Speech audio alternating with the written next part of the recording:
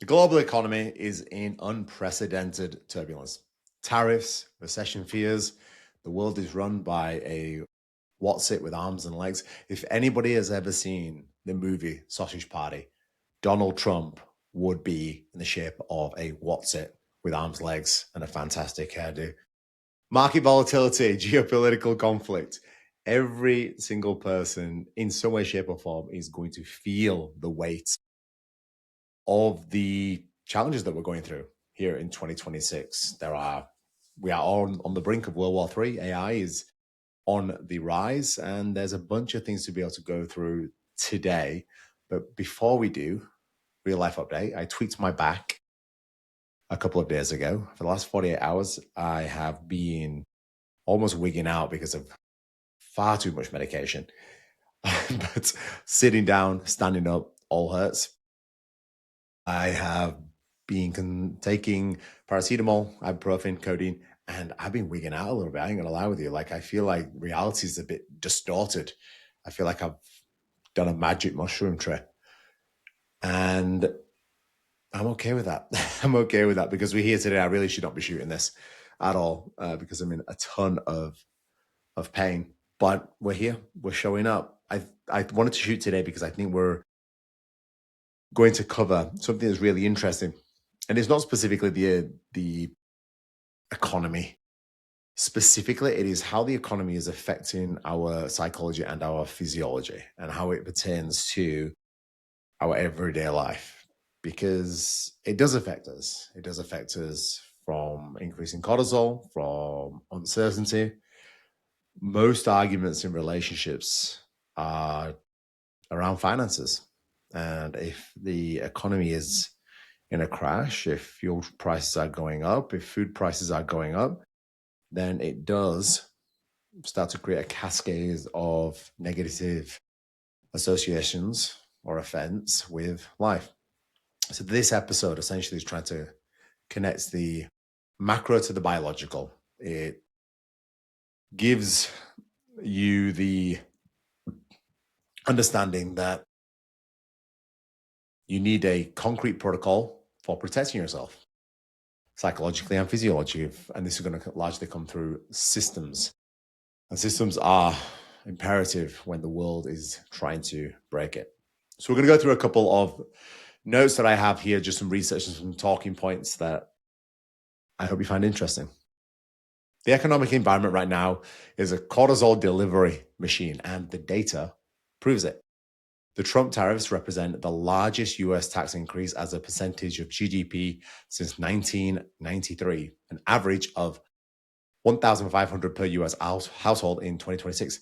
This uncertainty has triggered wild swings in financial markets, and economists warn that it could lead to a global recession, affecting the UK through lower confidence, tighter financial conditions, and a direct hit to trade.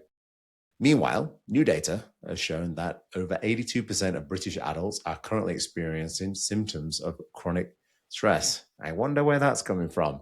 The UK in general, I don't think is the most advantageous place to be able to live. If you're just looking at what's happening from an economic standpoint, and really the way that UK has been run for a while now, and certainly more recently, it does not favor entrepreneurs. The UK does not favor people wanting to do better. The government does not support that, and it doesn't support it with the clear tax implications to people that are doing quite well for themselves. This is just a personal opinion, but it's insane that we live in a world where people can work incredibly hard, come from nothing, do something for themselves and their family, yet they're the ones that suffer the most. And simultaneously, there are people that don't have to do anything, that can go on the dole and live still quite a good life by contributing absolutely nothing to the economy. It's so fucking bizarre to me. So bizarre. I would think that the people that are on the dole that are claiming government benefits, and some of it is definitely warranted. Some people have certain psychological and physiological ailments that prevents them from being able to do certain things. However, if they are a living, breathing organism, I'm sure there is something outside of certain disabilities. I'm sure there is something that does warrant just complete support, and that's what we kind of have to do, and to be able to support people in general, regardless of their race, age, or creed. But if people are claiming the dole, for example, and they're taking money from the government, get them to do something. Like, there's plenty of streets that need cleaning. There's plenty of graffiti everywhere. There's plenty of people that need help. Can't these people contribute in some way, shape, or form to collectively the economy? Say, hey, we're giving you money, but you're earning it. You're earning this cash, which gives you a sense of authority and a sense of ownership and responsibility of, like, oh no, I'm not just sitting here on my ass playing PlayStation all day. I'm actually doing something. And my kids are going to see me going to do something. Yeah, I'm struggling right now, struggling to find work or whatever it might be, but I'm here. I'm doing something to contribute to society, versus just sitting in your ass and getting absolutely everything done for you. I just don't agree with that. And again, there's probably nuances to that. Same thing for entrepreneurship. I can't remember exactly the number, but it's something in the thousands of millionaires that have left the UK in the last 2 to 3 years. Like, if you give people the reason to stay, they won't leave. Like, why would they? Especially if they're from here. They want to be able to still see and support their families. Why would they leave? And if there are countries, such as many countries in the UAE, that are able to offer low taxes, then why can't other countries do it? Surely you'd look and go, what are you doing that we aren't? What are we missing here? Why are people flooding towards you? Because the UK is a great place. You know, London is still the epicenter of Europe and the US. Isn't there something that we can do? Now, when it comes to the stress or chronic stress, as we briefly mentioned there, with new data reporting that 82% of British adults are currently experiencing symptoms of chronic stress. The point here isn't specifically politics. There's a lot of things in politics that we just can't control, but it's our biology. Your nervous system doesn't distinguish between a tariff announcement and being attacked by a saber-toothed tiger. It is a physical threat. Cortisol goes up, adrenaline increases, our body goes into a sympathetic response, ready to fight or flight. Every headline, every portfolio check of your finances, every sudden client call, all of it activates the same hormonal cascade. Your audience, as in the people around you, your clientele, your family, the people that surround your ecosystem, are constantly in a chronically stressed out state. And cortisol doesn't just make you feel stressed, it changes your decisions. The piece that nobody's talking about. Cambridge University, a study led by former Goldman Sachs trader turned neuropsychologist Dr. John Coates, is a landmark. When market volatility increased, City of London traders' cortisol levels rose by 68% over 2 weeks. When that chronically elevated cortisol was replicated, that's why I shouldn't be doing this right now, experimentally, raising volunteers' levels to match what traders experienced, their appetite for risk fell by 44%. Meaning that when we are in a stressed out state, we are less likely to take risky choices and make those decisions, which sometimes is a good thing. But if you are always completely adverse to risk, you don't take the shot that you should have. You don't have the conversation that you know you should have. You don't have a conversation with your boss around the pay rise that you feel like you deserve. You don't have the conversation with the pretty girl or the guy because you're already in this chronically stressed out state, and we're trying to get more out of it. But it's like trying to get blood out of a stone. And chronic stress is doing something specific to your hormones, and it is compounding those little tiny instances that you are suffering with on a day-to-day basis. Again, whether it's, the fuel prices are continuing to go up, food's becoming more and more expensive, childcare is becoming more and more expensive. All those little things do compound. Chronic cortisol elevation doesn't just affect mood, it triggers a specific hormonal cascade that degrades physical performance. Research confirms that chronically high cortisol promotes visceral fat accumulation and disrupts insulin sensitivity, directly worsening metabolic function. Simultaneously, cortisol and testosterone are in direct oppositions. Chronically elevated cortisol suppresses testosterone production. Testosterone is the biological foundation of male health, although females have cortisol too, governing muscle mass, libido, energy, mood, and metabolic function. So you're not just getting poorer with the economy. You are losing all will to get laid, which is the real problem, here. I think most people will agree. Picture this. You are a 45-year-old professional in 2026. Your stress levels are through the fucking roof.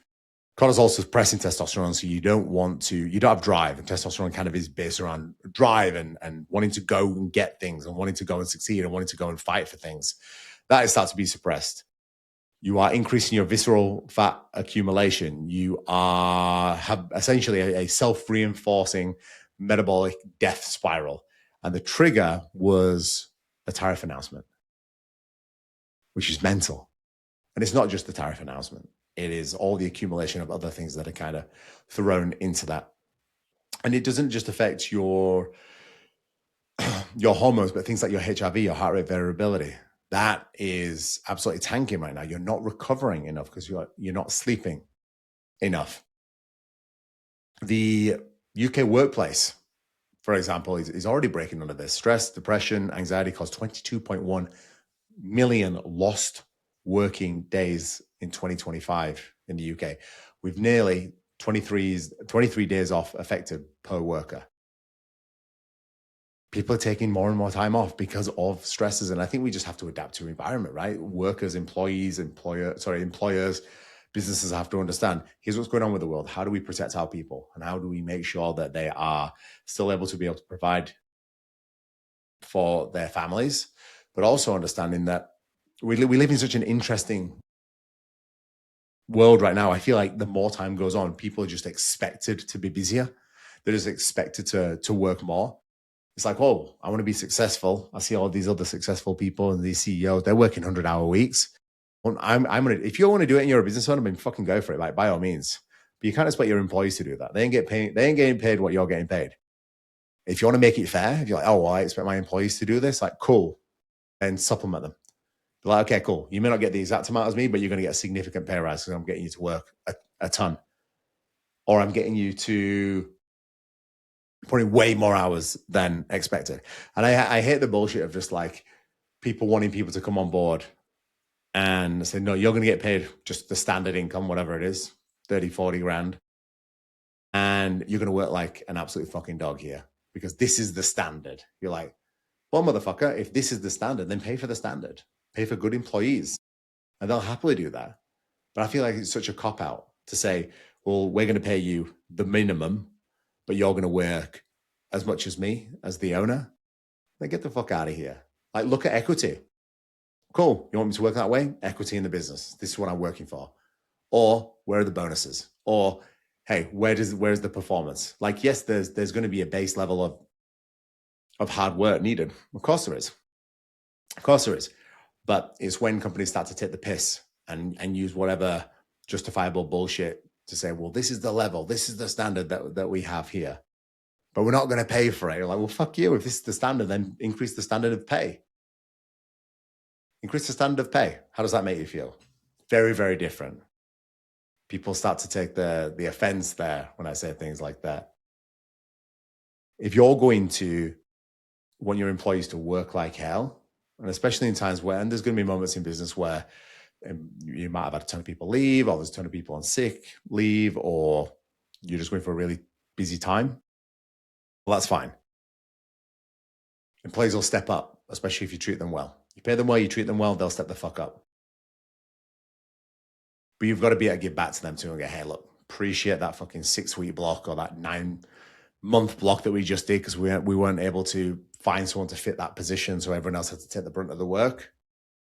Here's a little bonus, or here's whatever it might be. Here's an extra holiday. You know what? This week, just do 4-day working week. Just take 3 days off over the week and just go hang out with the family.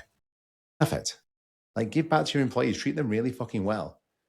Treat them really fucking well, and they'll stick around for a long time. Because again, it's not just in the work environment, it's what's going on externally in the world that we need to be aware of as well.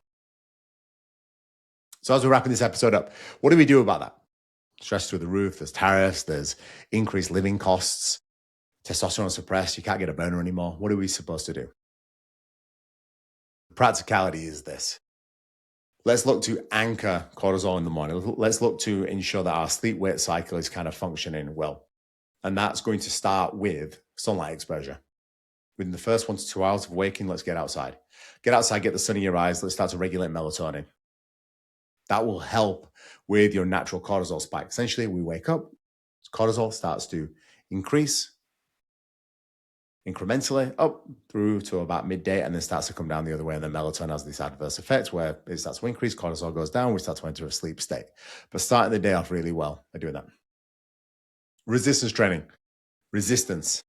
Not just walking, but actually being able to go lift weight, be able to build resilience, build tolerance, but also develop the organ of longevity, which is known as muscle tissue. Longevity, healthy aging, strength training, all that sort of fun stuff. Start with 2 to 3 sessions a week. 2 to 3, 30 to 45-minute sessions per week. Full body is a good start. And then you can make some adaptations if you need to.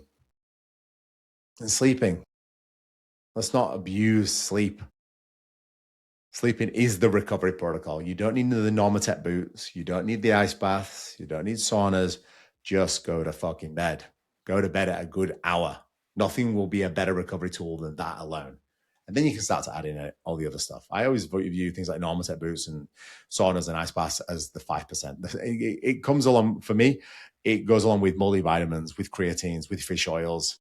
It sits in that top 5%. But if you don't nail the rest of it, it's going to do next to nothing for you. So make sure that you are sleeping 7 to 9 hours a night. Information diet. Just fucking cut the news out altogether. The amount of toxic bullshit that you're going to see in the news and even scrolling social media is insane. There's a function throughout Instagram, I know, where you can essentially reset your interests. So regardless of how long you've been consuming whatever it is you've been consuming for, you can reset interests and start to pick new ones. Start to pick things that are going to have a positive impact on your life. Start to pick things that are going to be following people. When you're following someone, the caveat or the rule that I have is, does this person help me think differently? Does this person help me act differently? And if they don't, get outside of family, just get rid of them. You don't need them. You're not missing out on anything. They're not providing anything for you. Anyway, and the last one, monitor your metrics. Every high performer in business is very strict on KPIs. Have a health KPI. Let me make sure that I'm monitoring my body weight. Let me monitor my measurements. Let me monitor my subjective metrics like my libido, my energy levels, my digestion, my sleep quality, my performance in the gym. Just some very basic metrics. It gives you a good idea of, here's what I'm working with right now. Here's what needs improving. And across the week, you're like, okay, cool. Let me just monitor these things. How do I do this week? Give yourself a score out of 10. And if those scores are up around the 80, 90%, out of the 8 out of 9s, cool, we're in a good spot here. But as it starts to drop to 50, 60%, you're like, all right, these things need work. And then that's what you focus on the following week. You're not always going to nail everything. But if you just find one bottleneck to overcome on a weekly basis, you will do incredibly well. You'll do incredibly well. That's us wrapping up for today's episode. Thank you so much for everyone for taking the time to join me today. I'm still whacked out. The challenge with pain and even taking some pharmaceuticals to assist. My mouth's dry as fuck, by the way. But also your thinking and thought processes. It's difficult to try and keep on track. But I think we covered some decent stuff there. I hope you all enjoyed. Make sure to send this to someone that you think will benefit from it. Because that's what we're here to do. We're here to be able to share knowledge, share experience, and also let me know what you think. Just drop a comment below. I'd love to know what you guys think of the episode, and then also other topics, other conversations that we can have. This is a two-way street. This is not just me talking. I'm grateful for the people that do subscribe to the podcast and drop me messages. Predominantly, if you are going to conversations, it's always better on Instagram. I just like the platform. I like the way the platform functions. So DMs on Instagram are always the best way. We appreciate your time. See you next week.